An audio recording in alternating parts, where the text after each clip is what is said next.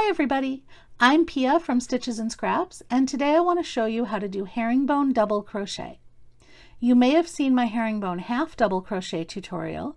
Herringbone double crochet is pretty much the same thing, just with double crochet stitches, and because the stitches are bigger you get a more dramatic texture. So you can see, just like the half double crochet version, the rows are leaning in opposite directions as you turn your work. So this row leans this way, this row leans this way, and you get that herringbone look. So you're going to notice too that the edges are leaning in opposite directions, which gives you these kind of almost zigzag edges here. I want to talk to you about that when we start the next row, because there's a way to either make that effect more subtle or intensify it. So let's start the next row, and I'm going to show you how to do this. Just like with regular double crochet, you can start your row with a chain 3 and you count that as a stitch. If you want to really intensify this diagonal edge though, start with a chain 2 and don't count it as a stitch. And what this does is it adds a little bit of bulk to the edge that just accentuates the way that the stitch is leaning. So we're going to work our first stitch right into the very first stitch because we're not counting this as a stitch.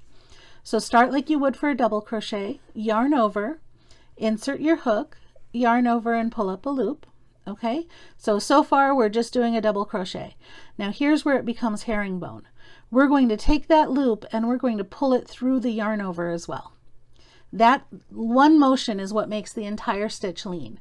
Now we still need a 2-part stitch because it's got to be a double crochet, right? If we just finish this off, it's a half double crochet. So for the second part of the stitch, or for the next part of the stitch, we're going to yarn over and pull through just one loop. So just basically chain 1 and then yarn over and pull through both loops. So now we have a double crochet that leans to the left. And again, let's do that one more time. Yarn over, insert your hook and pull up a loop, just like for a double crochet. Now to make this loop lean over to the side, we're going to pull that loop through and then chain 1 and then finish our stitch. So a little bit faster, yarn over, insert our hook, pull up a loop and pull it straight through this one. Okay, so that's all the pulling up a loop part of your stitch. So now we need the 2 pull through parts. So we yarn over and pull through 1, yarn over and pull through 2. And you can already see now that these stitches are leaning to my left. When I work the next row, I'm going to be flipping it over, so now those stitches are going to be leaning to the right and my next row will lean to the left. And that's how you get the little zigzag feel here. Again, on the edges, depending on how much you want to accentuate that, if you just do the chain 3 and don't count it as a stitch, or sorry, do the chain 3 and count it as a stitch, it draws it in a little bit more. You don't have quite as much bulk there, so you don't get that same zigzaggy sort of feel. I'm going to do a couple of stitches so you can see the difference here.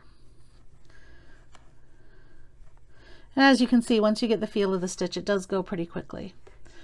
So you can see that this edge now doesn't stick out nearly so much as this one did.